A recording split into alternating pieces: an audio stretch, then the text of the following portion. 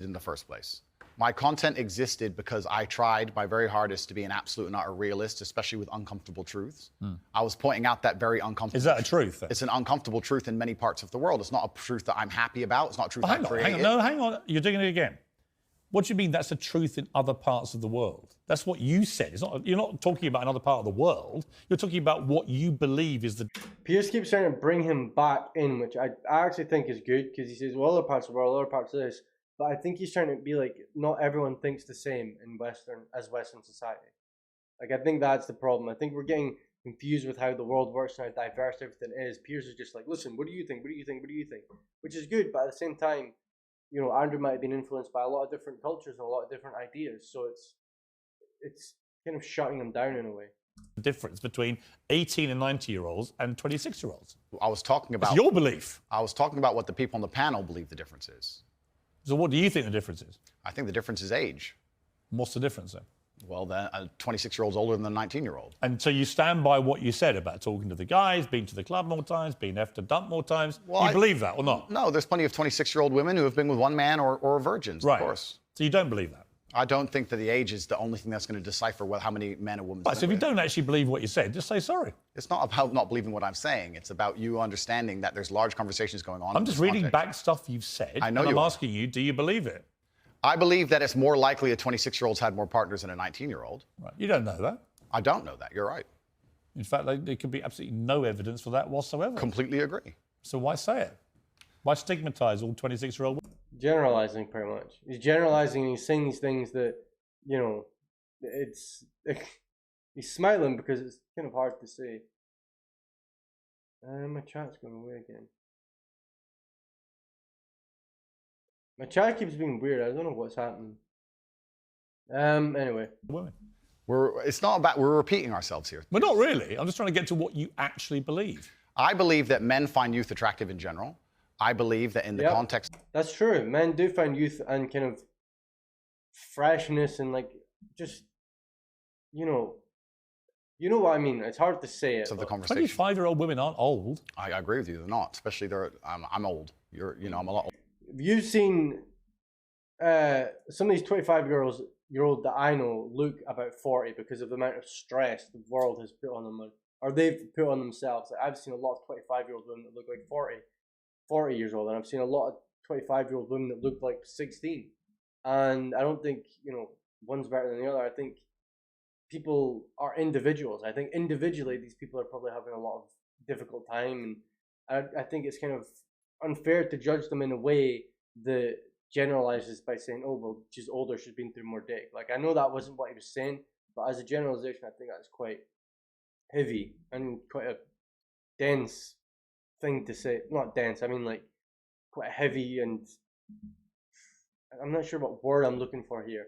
Uncomfortable thing to say and hurtful, especially to some people. Part of mediating a panel, a conversation between feminists and some Muslim guys. I get it. Okay, I get it. Good. So you understand why I said the sentence. But as far as I know, you weren't espousing what a Muslim man might think. You were espousing what you think. I was espousing what the people on the panel believed. But you were saying what you think. I feel like you're trying to pin me down. If it's not what you believe, just say, I don't believe that. What part wouldn't I believe? Well, you tell me which part you don't believe. There's the sentence. Which part would you now say you don't believe? I believe that 25-year-old women perhaps have had, because they've been alive longer, maybe have had more partners, but I don't believe that makes them a bad person. Right. But you understand that... But he was saying that makes them less attractive. I don't know if he means physically. Maybe he means in their personality as well. It sounds like a very physical question that he's kind of asked, or the way he said it sounds, you know, they're more attractive. You know, you just think instantly, oh, physically attractive. But it could be as a person as well. The way you phrased it makes every 25-year-old woman understand. feel a bad person. No, I don't think so. Of course you do. You're not stupid, come on. Piers. Andrew, you're not stupid. You know what that sounds like to any 25, 26-year-old woman. Completely. And right? So you have maligned every 25, 26-year-old woman with that statement. And I'm simply asking you, to all those who are not of the type of women that you've described it, are you sorry? Very good way to put it, Piers. All of them that are not the type of women you've described, which is obviously meaning multiple partners. I don't want anybody to be offended by anything I say. I want to be a positive force in the world. I don't want... We all do as well. Like everyone wants to be a positive force. That's the thing. Piers wants to be a positive force. Andrew wants to be a positive force. I want to be a positive force. That's the way it goes. People aren't out to make the world worse for the most part. And if you are, then your life is probably more hell than you can deal with. A lot of us want the best for each other. We're just going about it in bad ways with our own belief systems that are flawed. And all of us have flawed belief systems. Your belief system you have right now, you might think is the best thing in the world and it works for everything and gets you through life and you're so happy and all this, but it was flawed. Everyone's belief systems are flawed. And the way we develop our belief systems is by talking to each other and learning from other people about their experiences. We integrate other people's belief systems. And when you can't integrate other people's belief systems, you've only got yours and you're living in your own cycle, your own world, your own loop. It is just insular and you never learn. So that's why freedom of speech is so important. You know, freedom of speech is so vital to the world, because if you have no freedom of speech, people can't say things, then the belief systems are all going to be of the government. The belief systems are all going to be of people that either have an agenda, maybe don't have an agenda, but they're going to be of other people's beliefs. And if you can't form your own beliefs, you can't form your own belief system from other people that you resonate with, then you can't figure out your own life and develop your own map forward. I want anybody to hear what I say and make them feel bad about themselves. I want all people to live righteous and good, whether they're male or female. And anybody who's You lead a righteous life? I think I do, yeah. Do you? Yeah. You boasted openly of having 6, 7 partners at once. So is that righteous? I'm not taking there's no moral view from It's righteous to some men, not to others. me. Simply asking you what you think righteous means. I think righteous is living true to your heart and knowing that you're doing good by people, not snaking anybody, not lying to anybody. I know I live a very righteous life. Yeah, that's a good comeback. That's a good rebuttal there. Have you ever been in love? Yeah. How many times?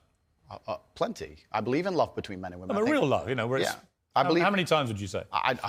Enough. I believe men and women are a beautiful union. I think we're slightly different, but when we work together, we're the most powerful force in the world. How many women have you loved? I don't know, Piers. A few. Give me a ball. If you've had a girlfriend, you'll know that when you're working together with them and things are going well, you can accomplish anything, you know. It is so true. Female and male kind of partnerships, they are so strong, so powerful. I mean, look at Obama and Michelle. Just the power, the freedom you get when you have a partner, you feel a lot more free. You feel a lot more kind of willing to take risks and kind of dive into the ocean. Because you know you've got your partner there to kind of see it and watch it, and it makes you more brave. There's nothing better than a strong male and female union. Never ever forget that. But 5, 10, 20? Let's say... You don't forget how many people you've been in love with. Let's say 10. I mean, I've been in love, and I certainly believe that men and women, when they work together, it's the most beautiful force on the planet. I believe in family. I believe in children. I believe in... If you believe in family and children and love, why are you single?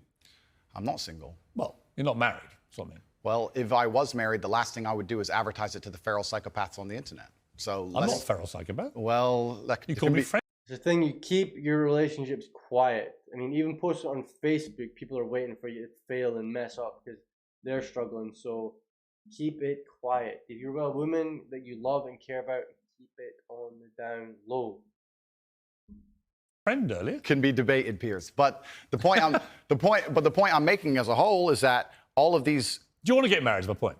No, but let's please for a second. You don't or you do? Let's please for a second, because you've interrupted me so many times I've failed to... Well, actually, I've only interrupted you, just to be clear, when you've actually answered a different question. Cool. Well, then on all these points you're making... And you've admitted that. On all these points you're making, on repeat, you're taking these sentences and on repeat you're using you're weaponizing them against me. I'm not weaponizing anything. Okay, it's fine. No. You're weaponizing the weaponizing, which doesn't exist. No problem. But you said to me, come on.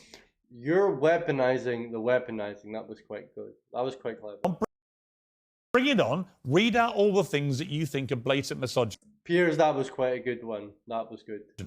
All I've done is literally read out all the things we identified from all the research that I thought were blatantly misogynist. Understood. And giving you the chance to respond. And the only time I've interrupted you is when you've tried to answer a completely different question. Understood, Piers. But these things were said in large context where often I'm talking about how For example, on the same podcast where you've read one of them sentences from, I was talking about how it's a man's duty to die by a woman. And the guy asked me, he said, if 10 men with knives attacked your woman, wouldn't you just, I said, yeah, I'd stand and die. I'd never just run away because I have a duty as a man. I must die on the spot to protect her honor and my honor. I'm talking about a man having responsibility to his duties. I'm talking about the old traditional ways.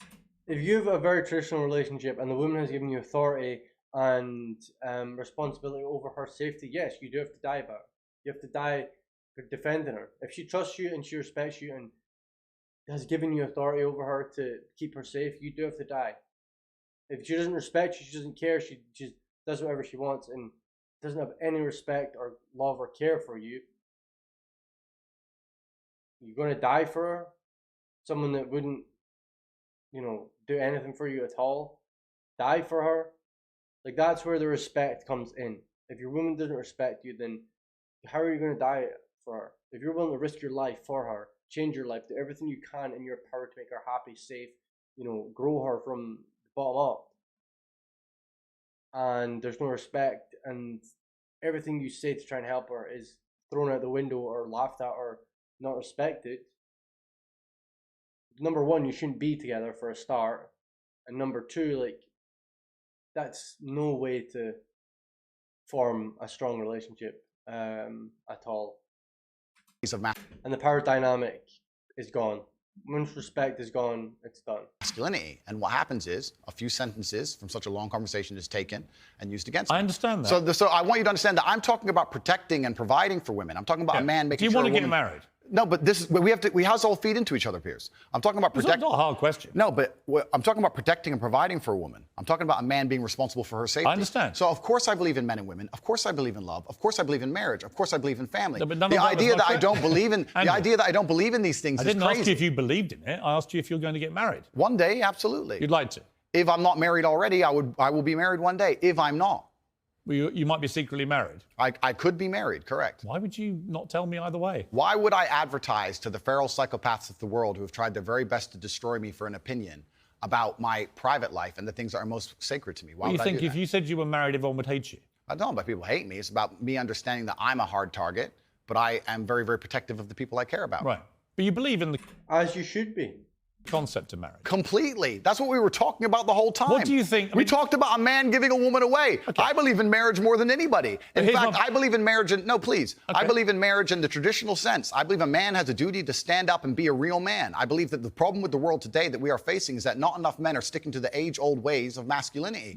I believe that me standing up and saying a man must protect a woman and provide for her, so he needs to make sure that she's safe. He needs to... And not only does he need to make sure she's safe, he needs to make sure that he is strong. That is the thing. If you can't defend yourself or anyone else, you need to work on yourself to the point that, especially, in male-female dynamics, that's where the responsibility comes in. If you aren't strong enough in yourself to, defend someone that you care about, or at least put up a bloody good try, there's going to be problems. The degree of authority to protect her. I have no problem with... but people do have a problem with it. That's the world we're in now. Andrew, I'm over here. Sure. I don't have a problem with what you just said. Here's where my problem comes, right? There are a lot of clips of you floating around on the internet, as you know. One of them has you saying, bang out the machete, boom in her face, grip her by the neck, shut up, bitch. In another, you say, slap, slap, grab, choke, shut up, bitch, sex. When people see those clips and hear you say those things... Agreed. Well, I don't think that... It's not hard to misunderstand it. It is. You might say that it's consensual. Other people would say, whether it's consensual or not, that's a very ugly way to talk about women. Completely. Now, let's... But he is an entertainer as well. We have to remember that he's not just some random guy. He's entertaining as well as doing all this. Yeah, it's quite a bad way to talk about it, but the clip is done in quite a playful way, even though the words he said are not playful. Them with machetes. No, watch the whole video. It's a girl coming at me with a machete and me saying, here, slap the machete out of her hand. She's attacking me. So you don't understand. This is the exact point. I do understand. No, people don't watch them in full. And this is actually what's interesting.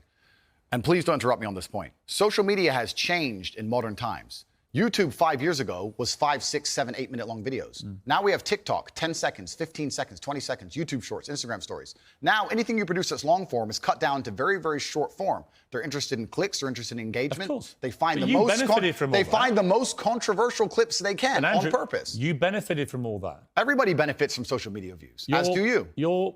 Was it the Hustler? What is it I had called? an online school, Called? Hustlers University. Right. And their whole job was to promote your clips, make you rich and famous. So you've benefited from this system, the one you now profess to hate. You've benefited from all I never that. said I hated You've it. clickbaited like the best of them. I never said I hated it. I'm saying what happened. I don't hate it. I don't hate social media. I think it's a very powerful force. I don't hate the social media. I'm saying The point is, I think you can talk, look, you can talk to girlfriends of yours, maybe a secret wife, I don't know. It's entirely up Or to you. two. Or two. Maybe you've got 10 wives, that's your business. I don't care, right? My only thing is, I don't care what you do in private. If it's consensual between you and another woman, you can do what you like, right? It's your life. I believe in freedom and liberty. It's when you say it in public, it's the influence that this kind of thing has on young men. Agreed. Right? And I speak with someone with 3 sons, right? Who are, by the way, they're intrigued by you. They're fascinated, right? You're a big thing in that world of TikTok and so on. So they all are aware of you and what you say. So they're all looking.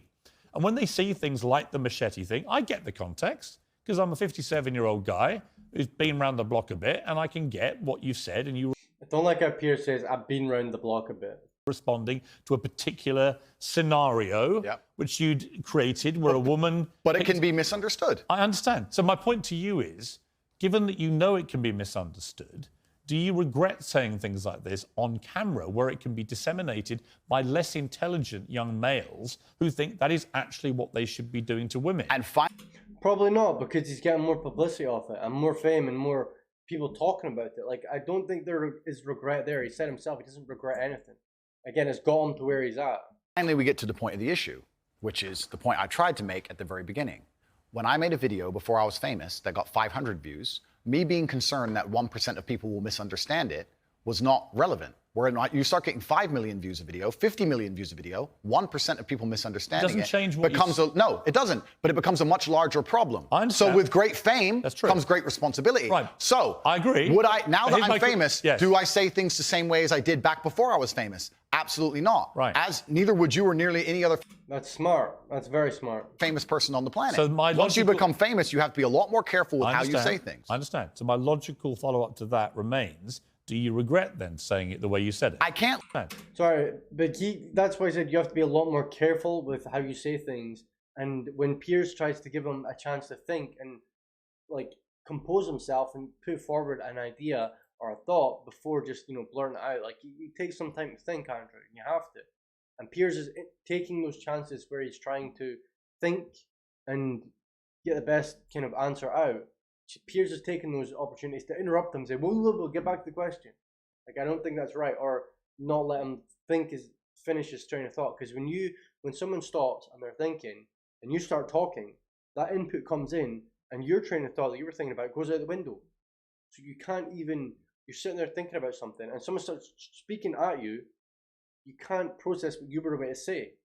So my logical follow-up to that remains, do you regret then saying it the way you said it? I can't live in regret by saying something before I was famous on a camera which barely anybody watched, and then I became famous afterwards. That would be a very asinine way to view the world. Do you stand by all those things? I can't live in regret because I didn't know I was going to become the most famous man on the planet. That regret would be the wrong word. Is it inconvenient? Sure. But I can't sit here and say, I wish I knew 6 years ago I'd be the most famous man on the planet and monitored all of my speech forever. That's asinine. You see, one of the problems that people have with you is that they think you have a malevolent influence on young people. This was the excuse that was put out by... It is not malevolent. It's strong, and a lot of these people that think it's malevolent are maybe feminists who don't like how it's going, how the power dichotomy is going over to men again. Like people are, oh, this is offensive, I don't like it. Get away from me. Oh, it's too much, I don't like it. It's evil, get it. Like people don't like it when it's literally just discussion about being a man, being in control, being in charge, and that's what the world needs. It's what a lot of young men need. They're being taken down this horrible path of like all the liberal nonsense that goes on today, and then all the right-wing nonsense as well, because there is a lot of it on either side. They need strength and kind of straightforward, assertive behavior to learn from, instead of just bowing down, keeling over, and like giving into life, giving up. You need to be powerful in this life as a man, for not only for you but your family, your loved ones, anyone you come across, people you meet in the street. You know, if you're in the street and someone broke their leg or something, or crying on the floor, you want someone that wants to help and care and listen and, you know, be strong and there for you instead of breaking down crying with you. The big tech companies. Excuse being the key word. Well, it may be, actually. You know, I intrinsically, I have a problem with censorship. I don't think Donald Trump should be banned from Twitter, for example, because the Ayatollah of Iran remains on Twitter and others. Nobody should be banned from Twitter. Like, again, the thing with freedom of speech is you need freedom of speech to formulate your own belief system. If you don't believe something, you don't believe it. What does it matter? You watch someone on Twitter, someone says, I don't know, grass is red. I don't believe that. Okay, I believe it's red. All right, cool. Go your own way, do your own thing. We have different beliefs. I'm not going to change mine. That's fine. That's discussion. Let it happen. But to block it out and say, you said the grass is red. That's not right. How dare you? How dare you say that the grass is red? Get out of here. You're banned. Leave. Like, that's not right. People are entitled to their opinion. Because everything in the world is very much, you know, we for example, we look at trees and we go, that's a tree. Look, that's a tree. That ain't a tree. Nobody knows what the fuck it is. Nobody really knows what a tree is. But like you say, we call that a tree. That's fine. But we don't know if it's a tree. We don't know what it is. We would just name things. We don't know. And that's where freedom of speech comes in. You have the right to say, that ain't a tree, it's a house. Or that's a penguin. Fine. Call it what you want. But at the same time, in society, we need words for things that we can all agree on. And in a sense, ways of acting that we can all agree on to formulate a good society and move forward in ways that are beneficial to us in the world. And with wars, world wars, and stuff going on in Ukraine and all this kind of political stuff, you'll realize that at the end of the day, we're figuring out that these aren't ways to move forward. They don't work. Killing each other and taking over a country doesn't work. Only for you. Like, the people are dying because of this. All this pain and suffering, there is a reason for all, and it does eventually come ahead where we learn from these things, or I hope it does. You know, we've had so many world wars, and we're still a way to do nuclear war now and everything. Like, you'd think we'd learn from Hiroshima and all that stuff, but social media platforms, and whatever I think of you, you're not the Ayatollah of Iran, right? So to me, there's got to be perspective here, and I don't understand the inconsistency by what companies like Twitter, how they treat the leader of Iran, and someone like you. It seems to me they're much more draconian on people like you than they are with people who perhaps should not. Because he's going against a lot of the liberal and media agenda, or maybe I'm trying to play devil's advocate here. Maybe he is going against their agenda and he doesn't like it, and they don't like it, and they're trying to get rid of him. Maybe that is the case, but maybe they just don't want kids to grow up and see the kind of negative things he has to say, such as, well, the dicks thing, and just the kind of stuff that's taken out of context. Maybe people just don't want kids to see that, or the world to see that, which is fair enough. But at the same time, he has so much like 90% beneficial stuff he says. So block out him because of some bad things he says, it's very close-minded and small. Thinking small. You're thinking about the bad things he's done. You could ban those videos. If you don't like the videos, ban the videos. Get rid of them. If that video comes up, ban it.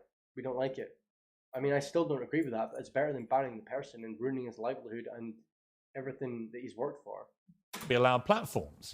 But generally, I don't really agree with no platforming people. But I think what's interesting talking to you is it seems to me like you have gone on a bit of a journey of self-awareness about the impact of some of the stuff you said in the past, and you have said you wouldn't say it again in the same way. Now, you may not want to express regret for that, but it shows me that at the very least, you have evolved to somebody who recognises that these can be quite damaging in the way that you said them. Completely. As a professional and as an adult, it would be stupid for me to sit here and say that now that I'm the most famous man on the planet, my words do not have more impact than they did before. With impact, with power comes responsibility. And things need to be worded in a very careful way. Now, when I do a long format interview, I have to sit there and consciously understand that any 10 seconds of that can be cut and used against me. So I have to be a lot more careful with how I say my words and how I construct my sentences. Of course, we agree with all of that. That's exactly what's happened to me. I agree with all of that. I don't want to be seen as a negative influence in the world. I know that there's a whole bunch of men. I get thousands of emails a week from men whose lives I've saved. Just like Jordan Peterson. I don't know how Jordan Peterson, people think he's been a net negative for the world. He's not at all, especially young men. I get thousands of emails a week from men who are on the verge of suicide and I've saved their lives. We're talking about... And by the way, I don't... And that's what it's about. If you're saving lives as opposed to ending them, surely you're on the right side. Surely you're doing a good thing. I don't dispute that at all. You have almost certainly, I would think, from everything I've read about you, I think you have certainly been probably able to be very helpful to young men who have really struggled for self-confidence and all that kind of thing, right? Completely. I'm completely prepared to accept that. But there was also, I think, quite a disturbing piece that BuzzFeed did. And it talked about the negative impact of young, impressionable male minds when they've read or seen some of the more inflammatory things you've said.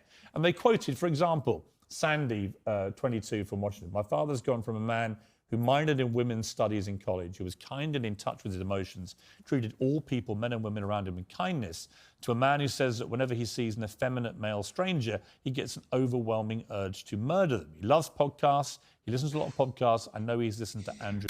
That sounds like a personal issue. That sounds like that's not Andrew's fault. That guy... That's weird. Like, not like a judgment way, like, oh, what a weirdo. Like, that's not right. That's something that he needs to work out. Like, if you have no sense of personal stability, where everything you read in here, like, oh, I'm nice and caring now and loving, and then Andrew Tate comes along and you switch your entire personality, that shows a lack of foundation or a lack of belief in yourself, I believe. Andrew Tate. Whoa. Let's stop for a second. Let's be professional here, Piers, because you're a professional, as am I. First, she said, did you say that my father went?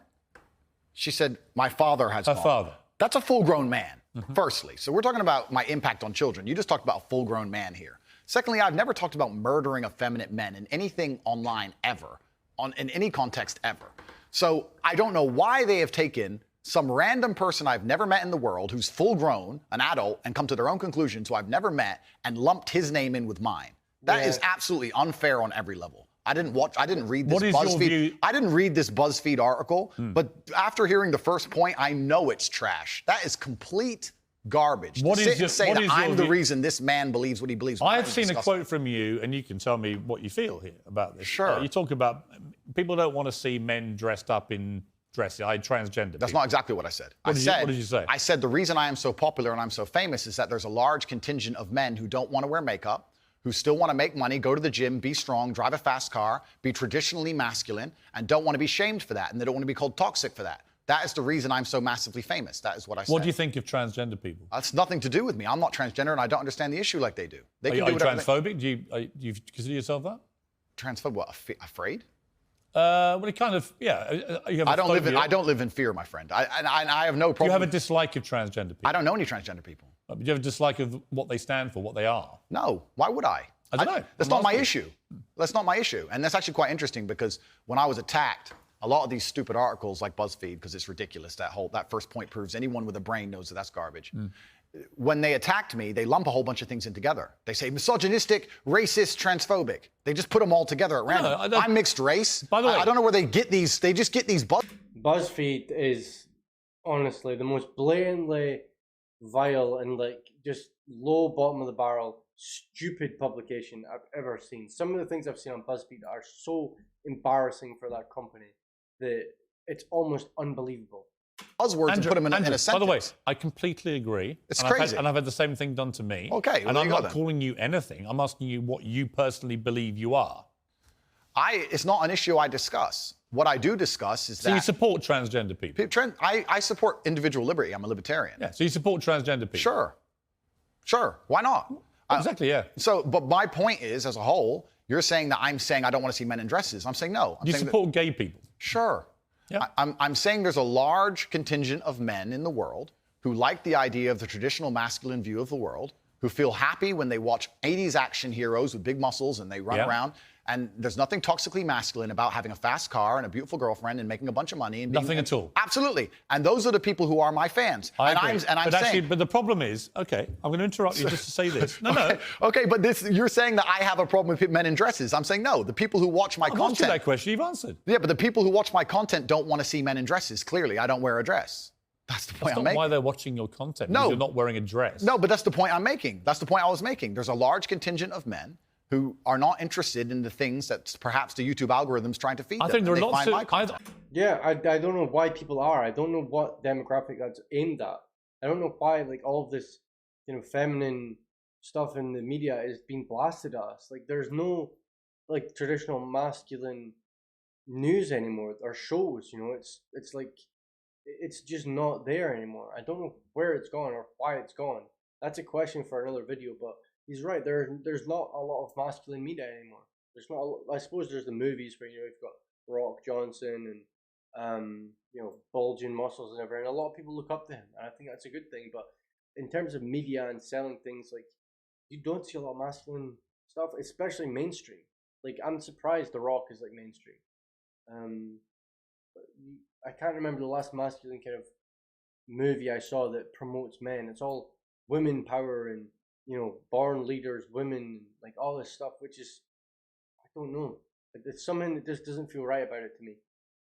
It just doesn't feel right. I feel like it's setting women up to have more a masculine frame, and then if you try and take that masculine frame with men that have no kind of quarrels about hitting a woman or damaging a woman, you're in grave danger. Grave danger. And that's a scary thing. Taking women up to be strong, powerful, leaders and these men to, like, that's, I just don't see how that's a good thing for women. I feel like the divine feminine is soft and caring and loving and peaceful and nice and, nurturing. I don't feel like the divine feminine is one of fighting and anger and, big dick energy and like just, I don't feel like that's the way we were when we kind of are born. I feel like women are a lot more, it's what we need, it's a balance, it's yin and yang, and you might have more feminine men that get with more masculine women, and that's fine as well. That's not a problem as long as you're happy and you're in love. But at the same time, to push it and propagate it, it seems, at least to someone that isn't completely aware of it, which is me, I don't really know the inner workings behind it all. It feels like they're trying to push an agenda. Maybe they're just trying to be contrarian. Maybe they're just trying to be like, oh, well, we've had all these big strong men. What about strong women?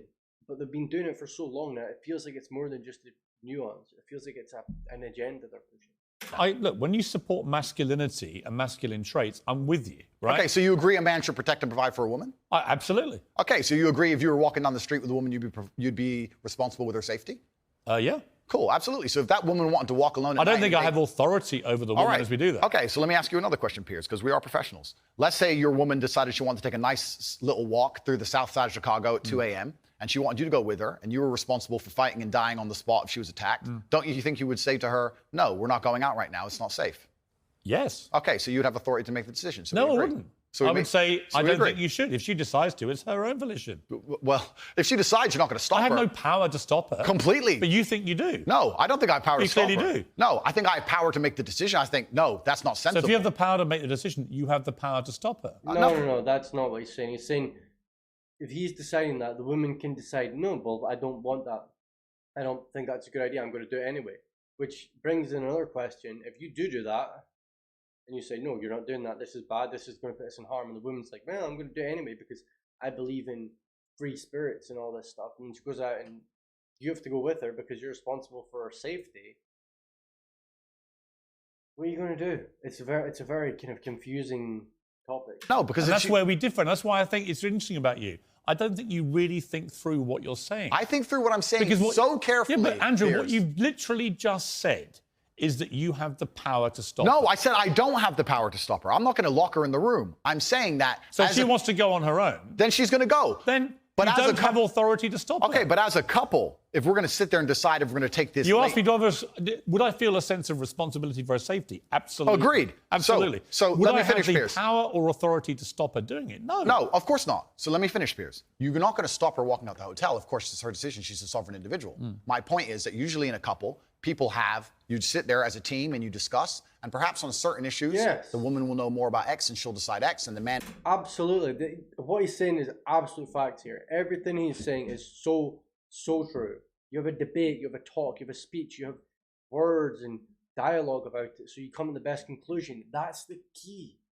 It's not just, I've made a decision, you do it, you're in big trouble, and I'm going to be angry. No, you come together as a team and take each other's side and debate about it. And might know more about why, and he'll decide why. So I'm saying if we're as a couple and we're sitting there and deciding as a couple, as a team, and she says she wants to take this late night stroll, I'm going to say, you know what? I'm going to veto this one. I'm going to call veto. Do you believe because it's dangerous, Right. which to a degree would give me, in that particular scenario, a degree of authority. If she said, I don't want to listen to you, Andrew. It doesn't give you authority. If she says, I don't want to listen to you, Andrew, I want to go on that walk, then what can I do? Say, well, then I you don't have authority. Then I wish you the best, my love. Then you don't have authority. Cool. Then it's a semantic argument. Not really.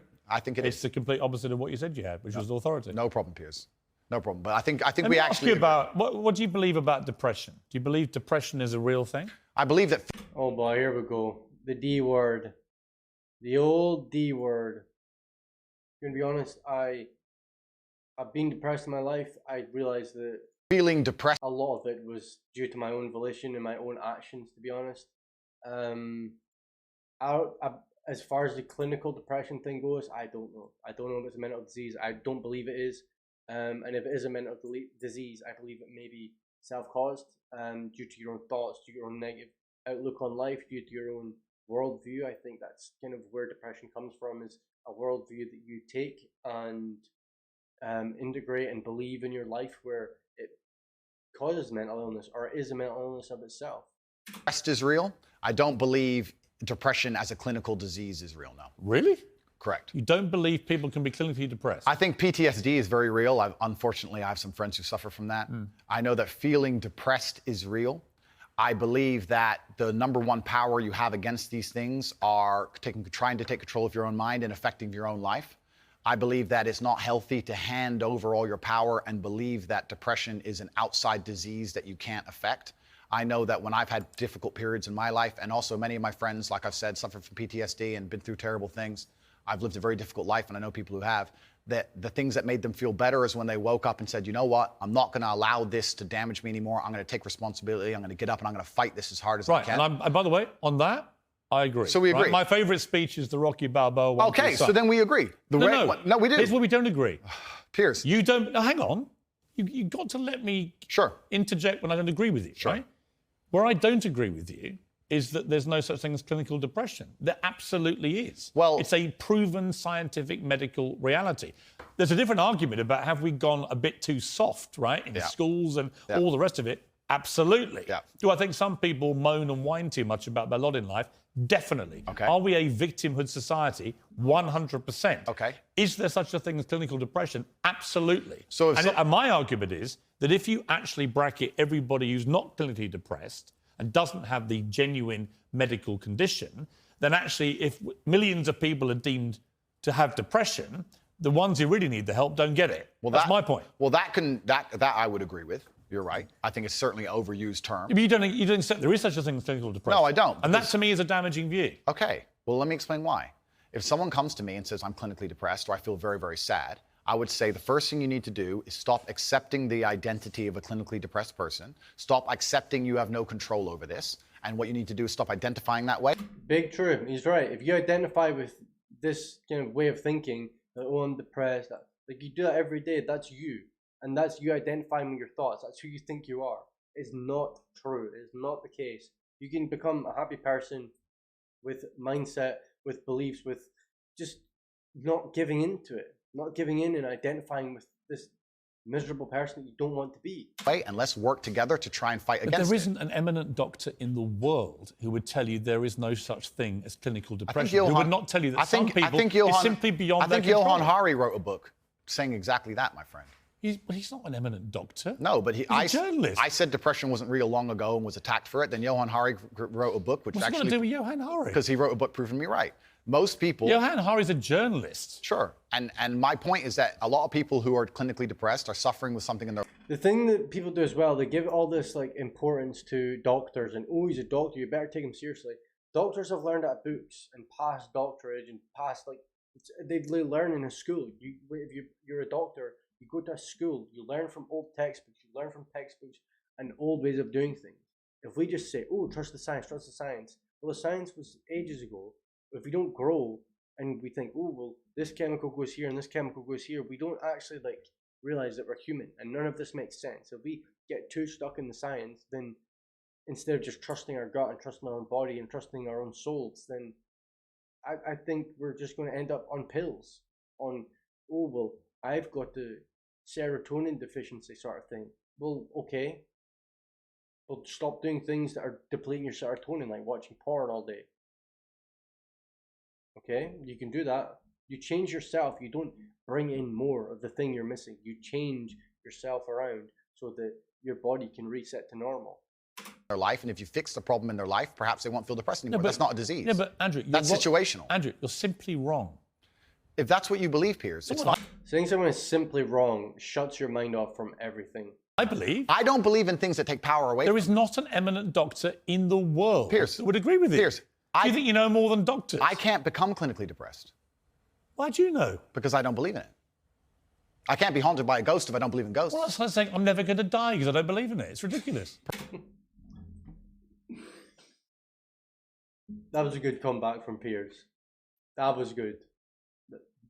I'm not going to lie. Perhaps, but if it allows me to live a life where I feel happy and but here's content where you within see, myself. This is that little area where you lose me. No, I don't. Andrew Tate has some balls to say this on national television. Good for him, man. This is a reason he's top G. There's a reason. If you were a lesser man, you would never in a billion years ever say this on national television. Lose you. You are, because somebody with your following says the thousands of people who have emailed me saying my doctor told me I was clinically depressed and it's a disease that I have got in my brain and I can't. It happened to me too. I thought I was depressed and anxious and all this stuff when I was younger, so they put me on pills. They put me on so many pills that I was going insane from it. I didn't even realize how I was anymore. Got sober, sorted my life out, went to the gym, started making money, started talking to women. You know, that's how you get rid of it. You don't identify with this miserable person that you think you are, because society tells you, and society does tell you. If you're feeling sad in school, oh, go to the doctor and see, and then they say, oh yeah, you're depressed, here's some pills, and then you go, yes, I'm depressed, give me these pills, and you're reaffirming to yourself that you're this depressed, miserable person.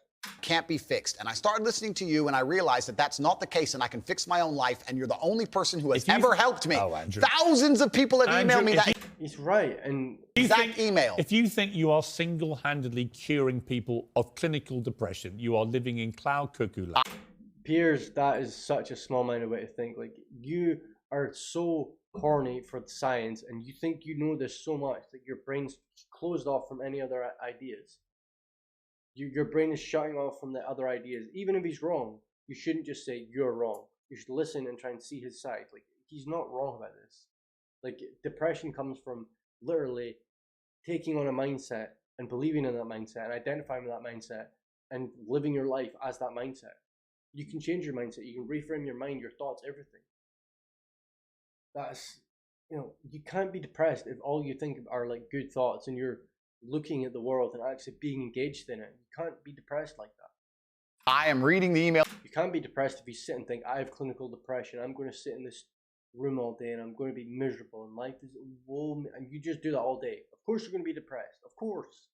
Of people who I have cured of clinical depression. You're reading emails from people who have believed you when you say there isn't such a thing, and they've probably never been diagnosed clinically depressed. They just want to go along with... Yeah, but the argument is, isn't that everyone who's got clinical depression? I know I'm saying quite broad statements here, but isn't that like at least in my experience, when I was diagnosed with it, it was my own doing and my own thoughts that did it. Because once I started thinking different, going to the gym and engaging in life and not identifying with these thoughts, I stopped being depressed. Magic.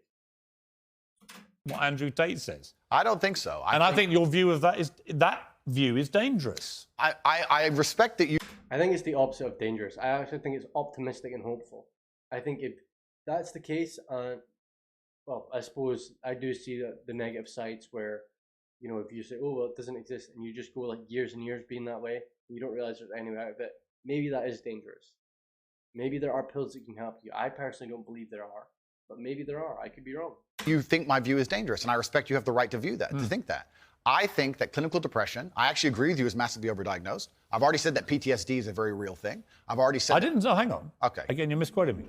I did not say clinical depression is massively overdiagnosed. I said that people who claim to be depressed but don't have clinical depression, I think that is massively overblown, right? In other words, there are a lot of people who just have a bad day and declare, I've got depression. And I say, well, have you been to a doctor? Have you... Piers is right here. A lot of people do that. And it's so easy to fall into it. That's the thing. It's so easy to just be like, oh, life's so hard and it's so difficult. It's so easy to do that. It's almost like you do it at the drop of a hat. Being clinically diagnosed. If you have, and you have clinical depression, that's one thing. And I've been through that so many times as well. Like, just you've had a rough day, like at work or something, and you come home and it's just like, like you just feel awful. But you have to power through it and figure out something better. You can't just sit there and be like, today's awful, I'm depressed, give me pills to make me happy. If you give someone pills to make them happy in that situation where they're unhappy, they're going to just keep going and think it's their brain causing the problem. Or it could be their outward situation. It could be the outward situation that's causing this issue. It could be their life circumstances. It could be their job. It could be that they're not fulfilling their potential. And if you just give them drugs and be like, here you go, be happy, and they're like going to work happy, like pumped with serotonin, and then they never change their circumstances, you've essentially broken that person. But if you haven't, we could probably work on some mental strength and resilience skills with you. But a clinically depressed person has an absolutely proven medical condition that is beyond their control. Not according to me and many others, my friend. Well, yep, I'm on Andrew Tate's side on this. I could be wrong. I don't know. Maybe it is a mental disease. I honestly, I don't personally think it is, but I could be wrong. I'm not saying my word's gospel. I'm not saying Andrew's word is gospel. I'm saying, in my experience, it has been a lot to do with my own mental state and my own thoughts and my own outlook on life. Look, what do you know about it, honestly? I know. You're not a doctor, are you? Not trained, are you? I'm not a doctor. You're not a psychiatrist. You're none of those things. Sure. You're a guy. Yeah, and the doctors haven't fixed it either. They just pump people with serotonin pills and think that's fixed. On the make, he's done very well for himself, spouting stuff off, much of which I agree with, as you've seen in the interview, but some of which is ludicrous, and that's one of them. It's not ludicrous. It is. It's not. If you said to me, we're in a victimhood society, it's got to stop, I'm with you. Okay. But the moment you try and deny clinical depression... I believe feeling depressed is real. I do not believe it's a disease that you catch from the sky and you cannot affect. Yes, exactly. That's exactly what it is. You don't see all these people out in South Africa in tribes, you know, hunting and gathering, and like be like, "Oh, I'm depressed," because it's like they have a depressing day. They see like, "Well, what made me feel like this?" And then they work on it. Most people should work on it. This world isn't. If you start giving in to like alcohol or pills or drugs and be like, "Ooh, that'll fix it," you're missing the point. If you're in a tough situation and you're struggling, you're in so much pain and anguish and it's not going well for you, you need to change the situation. And that doesn't come from just quitting and giving up and doing something else. It comes from powering through and making things better, realizing, how does this get better? How do I make this better? It's a challenge. Life's challenging you. And if you take challenge and you go, I'm just going to pump myself full of serotonin pills and then I'll be good. Like, you're missing the point. I believe that no matter what happens... Now, if you feel like you want to pump yourself full of drugs to get to that stage, that's another debate for another day, but... I believe you have control of your own mind and you can fight against it. I believe if you change your circumstances in your life, you may feel different. I'll give you a quick example. I had a guy who emailed me saying he was clinically depressed and he was going to kill himself. I obviously am not a psychiatrist, I'm not a doctor. I told him, because I replied to my emails. I said, have you been to a psychiatrist? He said, yes, I'm clinically depressed. I've been on these pills, this amount of time. I'm on antidepressants, it doesn't work. I said, I don't know what to say to you besides this. And he said he lost his girlfriend, that's why he became clinically depressed. I said, listen, go to the gym, get a six-pack first. Once you've got a six-pack, email me again. If you still feel like killing yourself, I don't know what else to say to you. But I'd say, strong body is a strong mind, go train. He went, he started sending me progress pictures, emailing me him getting in better and better shape, and eventually got a six-pack. He's now a professional bodybuilder.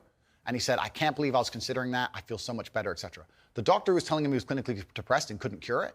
He started taking control of his own life, and now he felt better. Now, I'm not saying it's the case for everybody. No. I'm just saying. Here's my question, though. Have you seen the guy's medical records? Of course not. I just told you the story. So you're just taking his word for it? Oh, I am taking the word of a man who emailed me with a bunch of medication in specific doses. You're denying proven science because one guy writes to you who you help, and you've not seen any evidence he ever had clinically. Yeah, but proven science is thinking person doesn't have these chemicals when they probably do.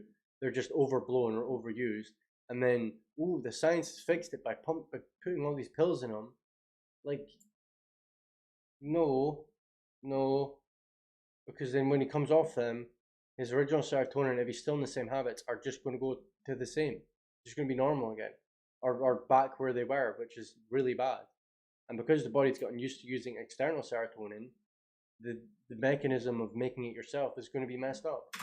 Depression diagnosed. I'm denying the idea that... And on the back of it, you go on your rants in public to tens of millions of people denying something because this guy writes to you and says he had it and you cured him. And I think that's a dangerous mindset, Andrew. That's fine. And that's where you don't have a responsible view of your influence over Disagree. people. It's very responsible because I'm saving people's lives. I disagree that if you're...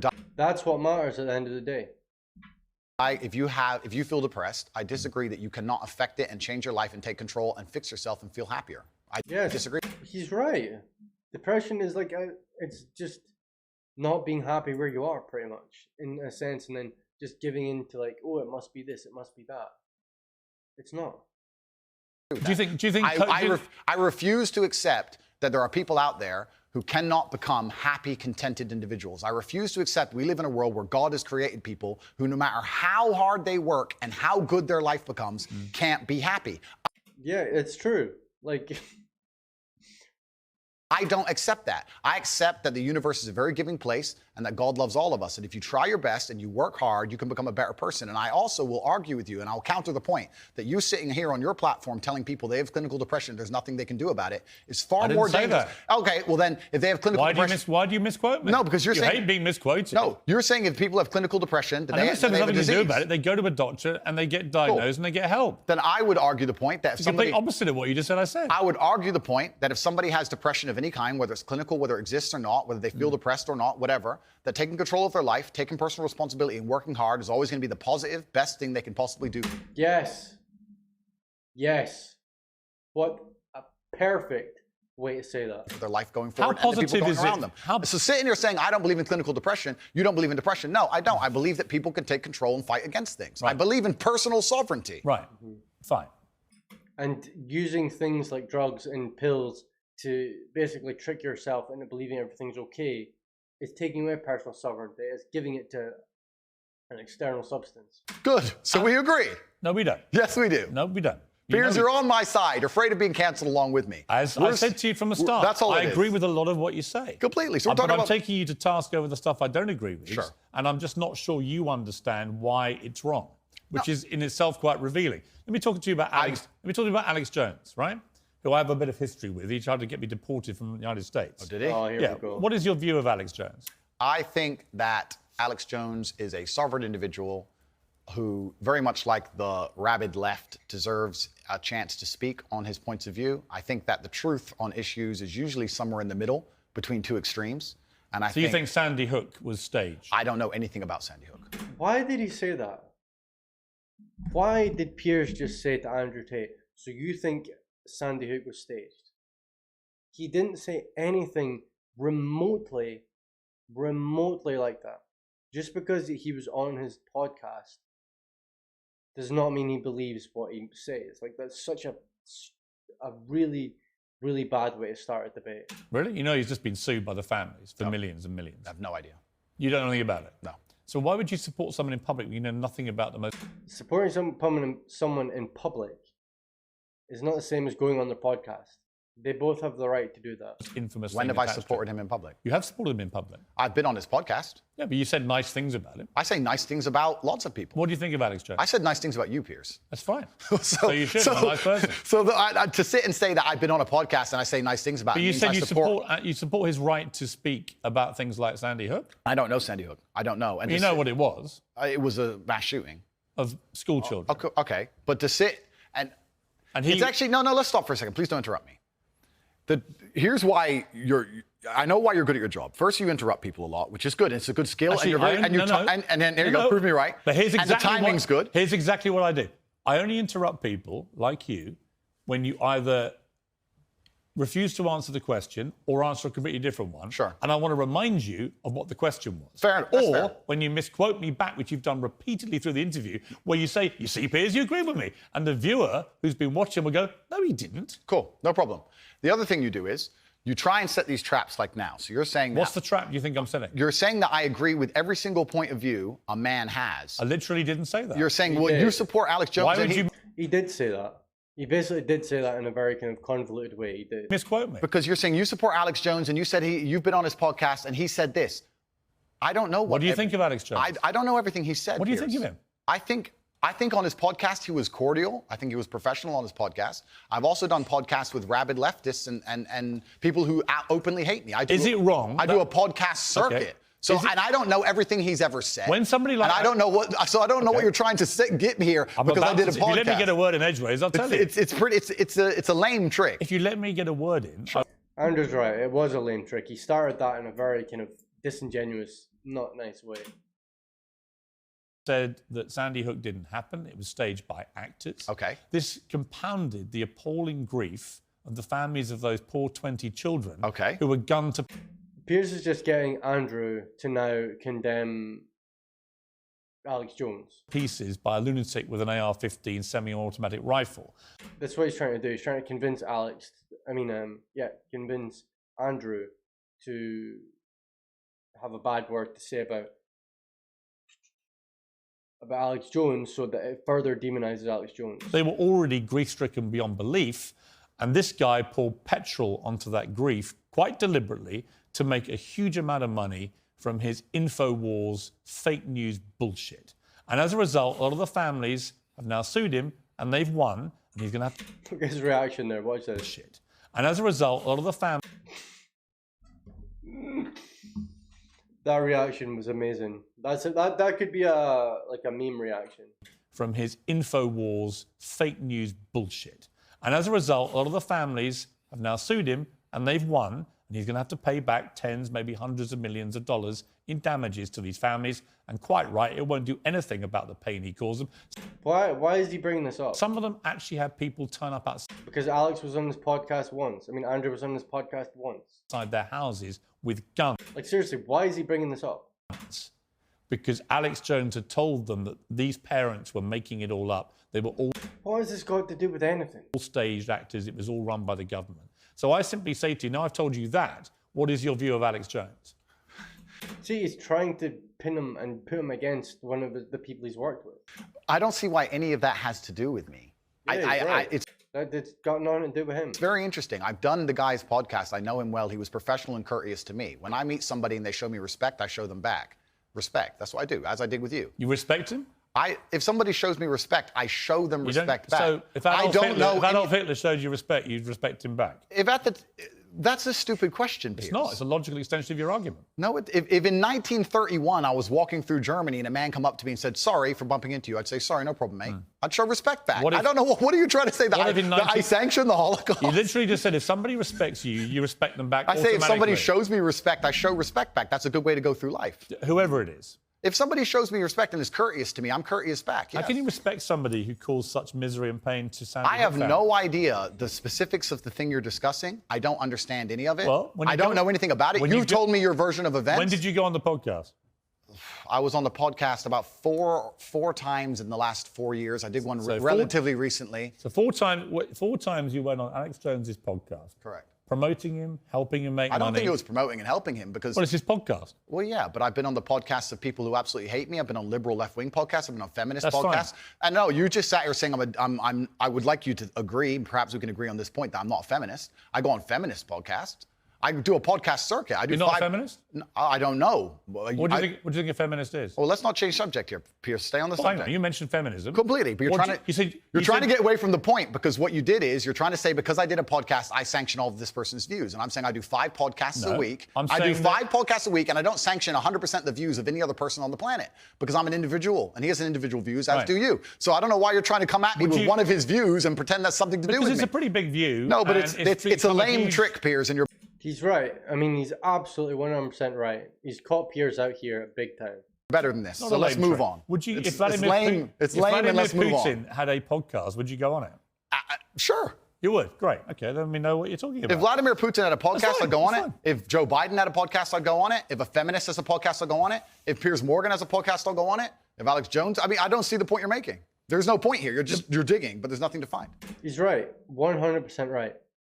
He's made Piers look like a clown here. Well, I'm not. I'm taking your position that if somebody shows you respect them. I think that. Yes, in general, that's how you should go through life. I'm saying there are lots of people in the world I do not respect. If Vladimir Putin showed me respect, I would not respect him. That's your opinion. But no, it's my view. What's your view? Okay, that's your view. Well, your view is you would. You're sitting here, Piers, saying that I'm on Uncensored Show. And in your intro, you said that it's important that we don't have echo chambers and we have varying opinions. Correct. But then you're saying the people you don't like, you wouldn't go on their podcast. No. So you are a hypocrite. No. I will go on anybody's podcast and discuss any point. I don't think you understand what censorship means, do you? Like a lot of words we've had problems with today. You're just saying What do you think censorship means? No, but the point I'm trying to make here. Hang on. What do you think censorship means? Don't hide from the fact that you're saying you will only do podcasts with people you like. Why do you think that's censorship? No, that's your prerogative. My prerogative is What does it do with censorship? I'll discuss opinions with anybody, and I've done hard left wing. Why are you not asking me about the podcasts I've done for the people who are hard liberal left wing? By the way, I don't care whether they're left or right. Okay. Extremists to me are all nuts, right? Then we agree. Yes. So perfect. Good. Next subject. All right, here's my next subject. It's a very serious case here. Jesus. And before you move on, sorry, Piers, but before you move on, I do find it kind of disingenuous, and I know we're on a show, and I don't have a personal problem with you, but it is kind of disingenuous to try and sit here and lump me in with some school shooting. That's nothing to do with me. That's nothing to do with me on any level. Let me respond. On any level. Let me explain. Like you just said, you've been on this podcast 4 times in 4 years since he said the whole thing was staged. I don't know when he said. And I think the fact that a smart guy like you wants me to believe you had no idea that Alex Jones, who's been in the news now for the last 2 years for being sued by these families for the most heinous thing imaginable of pouring petrol onto their grief by claiming that shooting was staged. The fact that you're pretending you didn't know about any of that. It's not about pretending. And you've been on his podcast 4 times, supporting him and making him money. So damn right I'm going to call you out on it. When I do a podcast, if you think I spend time... I think they're going over too much of this... too much. Analyzing the point of view of that person and everything they've ever said. You should. For years beforehand. It's not years, it was minutes in most cases. Years and years. When did you last go on his podcast? You trying to lump me in and attack me for a person whose podcast I do having a view is absolutely childish. Because I've done a bunch of podcasts with people. You would do a podcast. I've done a bunch of podcasts with people who are advocating for things that I do not agree with on every single level. In fact, most of my podcasts are me disagreeing with. Right, guys, I'm going to end the video there. I think it's dragging on a bit, but did you like the video? Did it make sense? Did you enjoy it? Please let me know. Make sure to follow, all that good stuff. I'm kind of new to YouTube, well, twitching, sorry. So if you liked what you saw, please leave a follow, I guess. I'm going to be doing more of these, and I had a lot of fun kind of just chilling and watching this. We may continue another time, but I think we got most of the gist of it. Thank you guys so much for watching. Much love. I do have a YouTube. Just search Lifeguard JC on YouTube. I am going to be doing these a lot more and building the brand. But thank you guys for watching. Much love. Take care, and I will see you the next one I do, lads. Peace.